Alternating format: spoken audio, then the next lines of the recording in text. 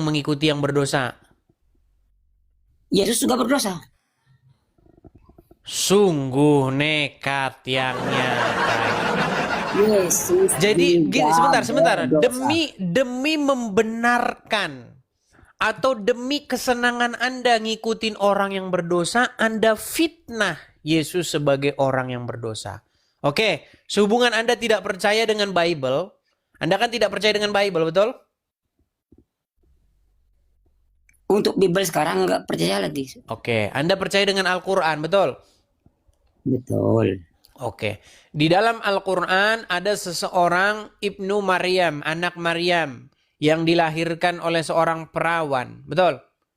Atau dalam Betul. bahasa Islam disebut Isa, betul?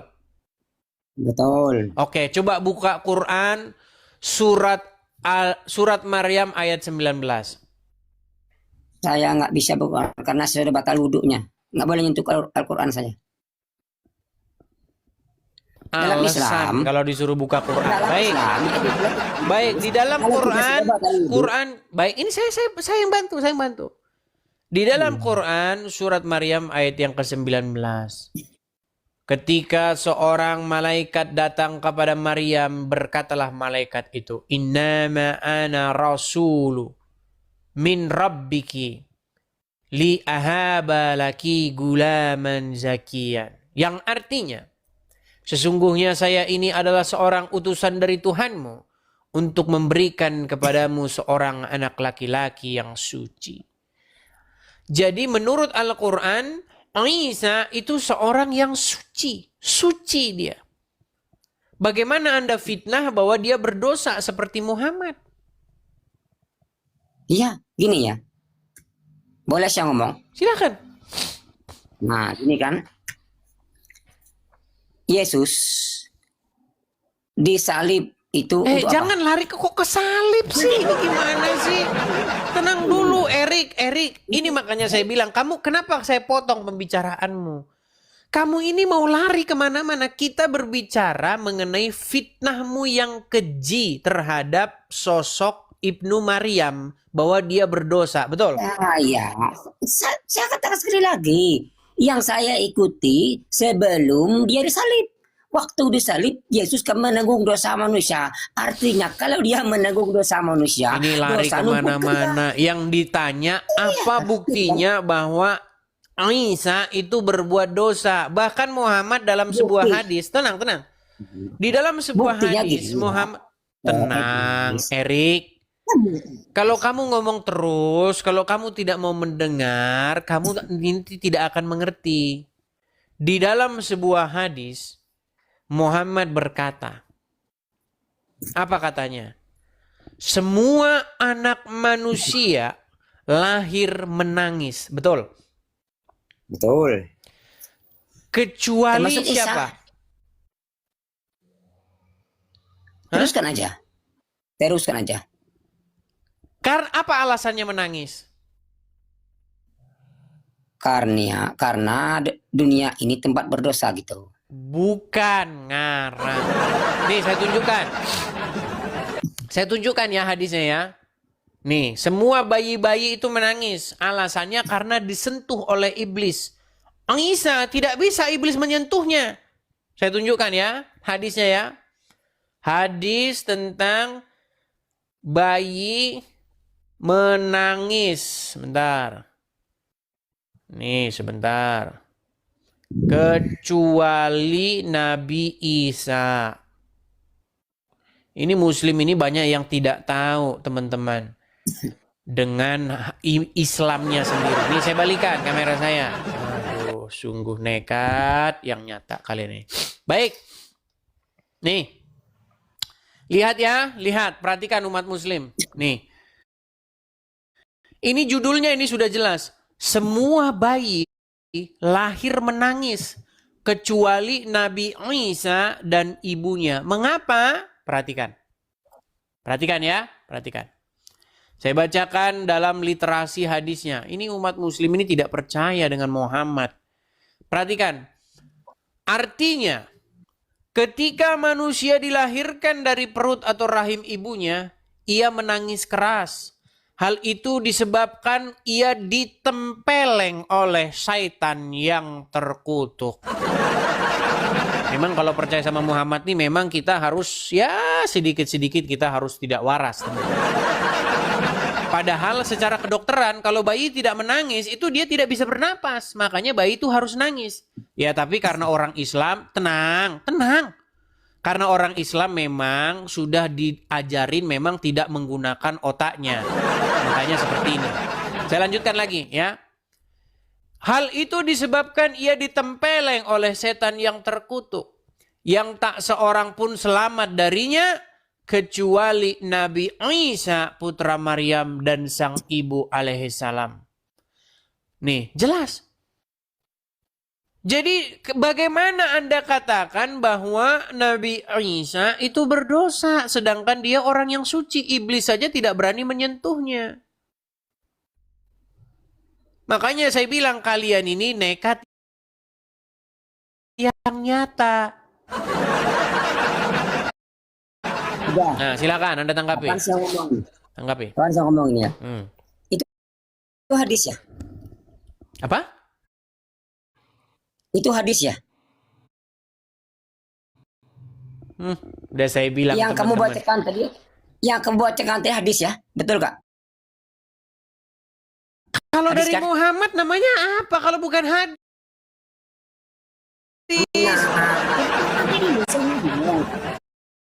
Kalau itu sebuah hadis,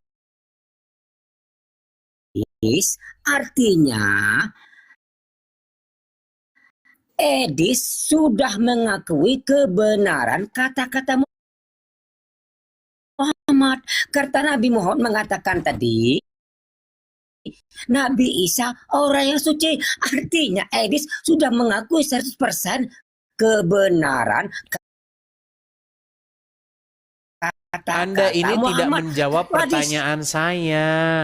Kata siapa saya mengakui kebenaran Muhammad? Loh. Begini, Kata sehubungan kamu, Anda kata kamu memfitnah, tadi, tenang.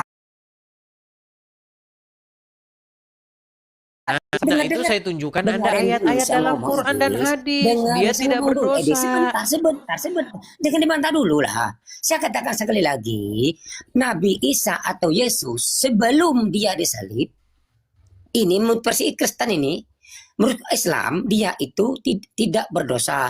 Tapi menurut versi Kristen, setelah dia disalib baru berdosa karena dia menanggung dosa manusia seluruh dunia. Artinya dosa numpuk dia semua waktu dia salib. Artinya dia juga berdosa setelah dia disalib. Tahu udah bego? Tahu nggak tolol? Ngerti nggak tolol? Sudah belum? Udah. Baik. Jadi yang dimaksud itu adalah Tuhan Yesus menanggung kesalahan. Dia artinya maksudnya begini. Ketika kita berdiri di hadapan pengadilan akhirat, saya gunakan bahasa-bahasa Islam ya, bahwa kita itu tidak diperhitungkan lagi, tidak dipandang lagi, tetapi yang dipandang itu adalah Yesus. Jadi karena kami berdosa, karena kami tidak punya suatu hal untuk membenarkan kami, maka Yesus berdiri di hadapan kami sebagai orang yang membela, sebagai orang yang menjadi juru selamat kami. Kalau dalam bahasa Islam, tenang. Kalau dalam bahasa Islam itu disebut dengan syafaat atau wasilah, itu dalam bahasa Islam. Jadi Yesus berdiri sebagai pembela kami. Itu maksudnya. Udah. Tapi itu bukan tema kita. Tema kita adalah bagaimana Anda lebih nekat mengikuti Muhammad yang penuh dosa.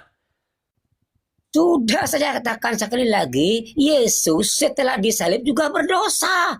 Saya nggak memisah. Beda, berdosa dengan menanggung dosa itu sesuatu yang berbeda. Kalau berdosa, tenang. Kalau berdosa, inilah makanya saya bilang, Erik dengerin dulu. Beda berdosa dengan menanggung dosa itu sesuatu yang berbeda. Kalau berbuat dosa, artinya dia melakukan satu perbuatan dosa. Tetapi kalau menanggung dosa, dia tidak melakukan perbuatan dosa, tetapi beban atau dosa itu dipikulnya, ditanggungkan kepadanya. Itu ada contoh-contohnya dalam agama Islam, tetapi memang berbeda. Di dalam agama Islam, nanti di yaumil akhir, di hari kiamat, banyak orang-orang muslim akan memikul dosanya yang sebesar gunung. Lalu Allah menimpakan, menanggungkan dosa itu kepada orang Yahudi dan Nasrani. Jadi jangan Anda bilang penanggungan dosa itu hanya ada dalam Kristen. Di dalam Islam juga ada. Tapi di dalam Islam konsepnya konsep yang menyesatkan. Iya ya. Silakan. Kita tapi bukan bahas itu. Nanti jadi melebar. Intinya begini. Kamu sudah mengakui Muhammad berdosa ya? Tidak. Kamu tidak mengakui Muhammad berdosa? Ya. Di dalam surat Muhammad ayat 19, Muhammad disuruh tenang. Inilah saya bilang Muslim ini teman-teman tidak mengakui Muhammad berdosa. Ini. Di dalam surat Muhammad ayat 19, jelas-jelas ayat itu berkata, mohonkanlah ampun atas dosamu dan dosa orang-orang mukmin. Berarti di situ Muhammad berdosa enggak? Semua nabi bebas dari dosa termasuk Isa. Maksum, Muhammad nabi berdosa itu maksum. Enggak, maksum. Semua nabi maksum. Oke, kalau dia tidak berdosa, kenapa dia disuruh memohonkan ampun atas dosanya?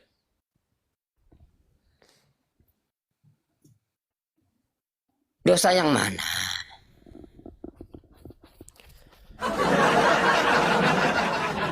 Erik, aduh benar-benar dah Erik nih. Edis. Sebentar, saya ambil tisu dulu ya. Saya agak ada melek nih. Coba. Edis. Giliran boleh saya ngomong sebentar, Edis. Saya ngomong sebentar aja, Edis. Nggak usah lama-lama. Udah ya? Edis, jangan lari lah kamu, Edis.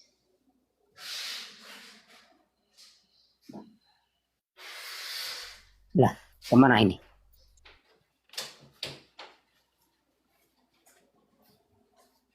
Sebentar Erik, saya mengambil tisu dulu karena hidung saya meler.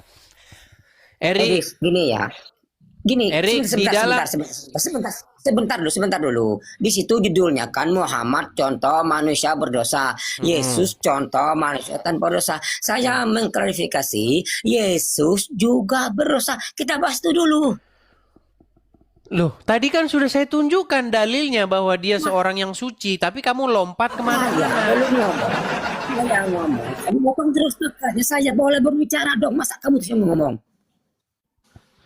Loh, tadi Itu kan sudah maksud kita saya. kasih kesempatan seluas-luasnya. Kamunya ngomongnya lari kemana-mana.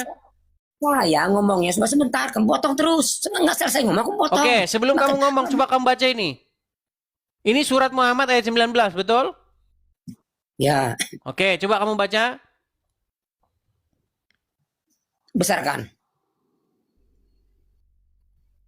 Besarkan. Ketahuilah Nabi Muhammad bahwa tidak ada Tuhan yang patut disembah selain Allah, serta mohonlah ampunan atas dosamu dan dosa orang mukmin laki-laki dan perempuan. Nah, siapa yang disuruh memohonkan ampun? Nabi Muhammad. Oke, disuruh mohon ampun atas apa? Dosa Siapa? Nabi Muhammad. Iya, Dosa Nabi Muhammad. iya. Berarti dia berdosa nggak? Enggak, cuma dia ngomong ampun terus. Makanya saya punya gambar bagus nih. Sebentar, saya punya gambar bagus ini. Inilah cerminan atau gambaran orang Islam nih. Ketika Islam menjelaskan Al-Quran, disitulah dia harus berdusta, bahkan kepada dirinya sendiri. Oke, boleh saya ngomong sebentar? Silakan. Nah, gini ya. Saya mau beranalogi, boleh nggak? Silakan. Silakan, ya gini ya. Misalnya ya, Edis punya hutang ya. Lalu saya bilang sama yang menghutangi Edis tadi, saya yang menanggung hutang Edis. Siapa yang punya hutang akhirnya? Yang diomong apa? Yang dibahas Masalah dosa apa? kan, saya menanggung hutang Edis ya. Saya bilang saya apa yang bayarnya. Ya yang menanggung. Nah, saya bilang kan, saya sanggup menanggung hutang Edis. Saya sanggup menanggung hutang ini. Artinya, hutang itu tertumpuk pada saya. Demikian juga Yesus tadi. Kalau dia sudah menanggung dosa manusia, artinya dosa itu tertumpuk pada dia. Ya, Sama menanggung dosa berbeda. Oke. Menanggung hutang dengan berhutang beda nggak? Iya, saya berhutang ya. Kata Edis, oke, hutang Edis saya tanggung semuanya. Artinya yang membayarnya harus Edis. Artinya hutang saya itu Betul. sudah ditanggung Edis semua, tertumpah, sudah hutang saya itu sudah Betul, itu betul. pada Edis. Sama seperti Yesus tadi, karena dia sudah menanggung dosa manusia. Artinya seluruh dosa manusia di dunia ini sudah berada di dia. Artinya Yesus lebih berdosa dari apapun karena dia sudah menanggung dosa manusia. Oke, sudah? Itu Mau saya jawab? Oke. Ketika kamu umpamakan dengan seorang yang menanggung hutang, oke. Iya. Ketika dia menanggung hutang, apakah dia yang membuat hutang itu? Contoh nih. Kamu utang sama Udin. Utang 10 juta. Ya. Terus yang menanggung adalah misalnya bapakmu. Pertanyaan saya, yang membuat hutang itu Anda atau bapakmu? Saya. Oke. Walaupun akhirnya Anda tidak bisa bayar, tidak sanggup bayar, tetapi orang tuamu membayarnya. Tetapi apakah dia yang berhutang? Bukan. Nah, sama seperti itu. Yesus menanggung tenang, saya lagi bicara. Nah. Tuhan Yesus menanggung dosa, bukan berarti dia berbuat dosa. Menanggung dosa tidak sama dengan berbuat dosa. Menanggung hutang tidak sama dengan berhutang. Anda yang berbuat dosa, Anda yang berhutang, tetapi orang tua Anda yang membayar hutang itu karena Anda tidak punya kemampuan untuk membayarnya. Nah, konsep penebusan dosa kira-kira seperti ini. Saya kasih contoh. Tuhan menuntut manusia itu hidup tanpa cela. Tuhan menuntut kehidupan yang kudus dan murni. Di dalam hukum Taurat, terkutuklah orang yang tidak melakukan segala ketentuan di dalam hukum Taurat ini. Jangan mencuri, jangan berzina, jangan berdusta, jangan bersaksi dusta tentang sesamamu, hormatilah ayah dan ibumu, dan seterusnya dan seterusnya. Ada banyak sekali hukum Taurat itu, ketentuan-ketentuannya. Tidak ada seorang pun yang mampu melakukan itu, termasuk saya dan Anda, termasuk Muhammad. Tidak ada yang mampu. Satu-satunya yang mampu melakukan itu adalah Tuhan Yesus. Makanya dia yang sanggup. Orang berdosa tidak bisa menanggung dosa yang menebus orang yang berdosa. Contoh begini, Anda berhutang. Bagaimana orang tua Anda mau mengganti hutang Anda, orang dia juga punya utang? Dia juga punya utang. Makanya orang tua Anda tidak bisa. Nah, begitu juga di dalam kekristenan. Orang berdosa tidak bisa menggantikan orang berdosa. Oh, dia juga berdosa kok, gimana? Makanya kami orang Kristen itu diibaratkan kalau kami berdiri di pengadilan.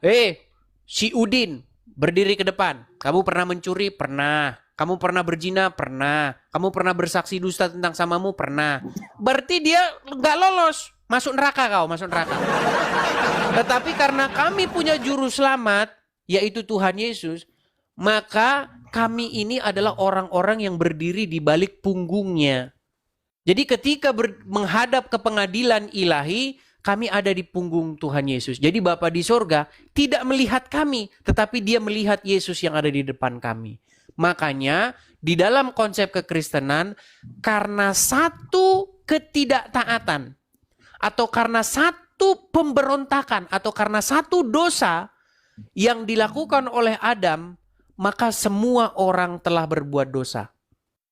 Tetapi karena satu ketaatan, karena satu kebenaran yang dilakukan oleh seseorang yaitu Tuhan Yesus, maka setiap orang yang percaya kepadanya beroleh pembenaran. Itulah keadilan Tuhan. Makanya Adam yang pertama itu gagal. Dia jatuh ke dalam dosa. Tetapi Adam yang kedua, dia berhasil. Dia taat sampai matinya. Itu. Nah, kenapa kalian masih nekat ngikutin Muhammad? Udah.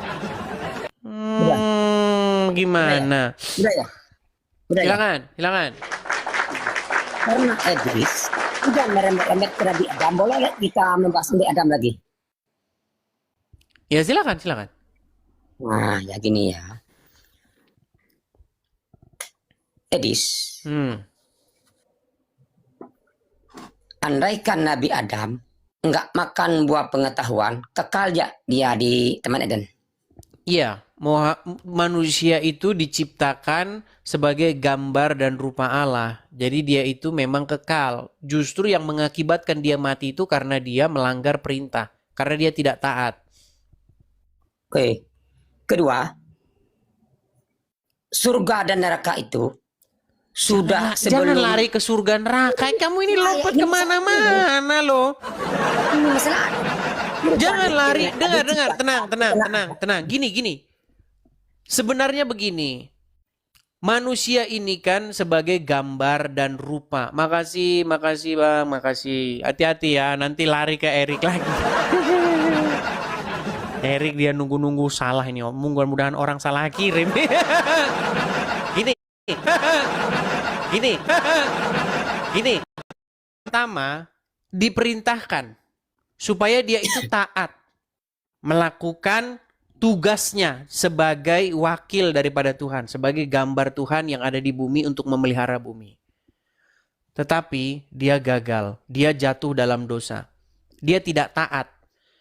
Dia makan pohon pengetahuan tentang yang baik dan yang jahat. Ini jangan dipahami literal ya. Ya, tapi ini bahasa-bahasa filosofi atau bahasa-bahasa metafora. Nah, sedangkan Adam yang kedua yaitu Tuhan Yesus, dia memakan pohon kehidupan, makanya dia hidup sampai selama-lamanya. Nah, sebenarnya manusia ya itu diharuskan hidup seperti Tuhan Yesus. Dikasih sampelnya bagaimana harus hidup. Makanya contoh sampel hidup yang sejati, ya fitrahnya manusia itu ya Tuhan Yesus. Nah, makanya saya mengajak kalian, Erik Ranggung. Tuhan Yesus menjanjikan apa? Barang siapa yang taat dan menang, dia akan kuberikan makan dari pohon kehidupan. Makanya Tuhan Yesus akan memberikan buah dari pohon kehidupan itu kepada setiap orang yang percaya kepadanya. Nah, sedangkan Muhammad itu masih ada di kuburan. Jadi, saya naik ke sini bukan dengerin ceramah kamu, tapi berdiskusi, ngomongnya giliran gitu. Ya, silakan. Nah, dari tadi sebenarnya saya mau membahas masalah yang ini. Nah, udah macet dia kan? Macet. Teman-teman siapa yang macet, teman-teman? Dia atau saya? Dari tadi kamu waktu sebelum saya tadi kan kamu mengatakan ada sebuah firman di Al-Qasas ayat 3 mengatakan siang untuk bekerja agar Lari malam istirahat. lagi kan? Udah kau di bawah Senin. Benar. Membahas itu tadi. Lari di mana kau di situ dibahas, di situ kau lari. Yuk silakan yang lain. Kita bahas ini, kau lari ke siang dan malam. Kita bahas yang A, kau lari ke yang B.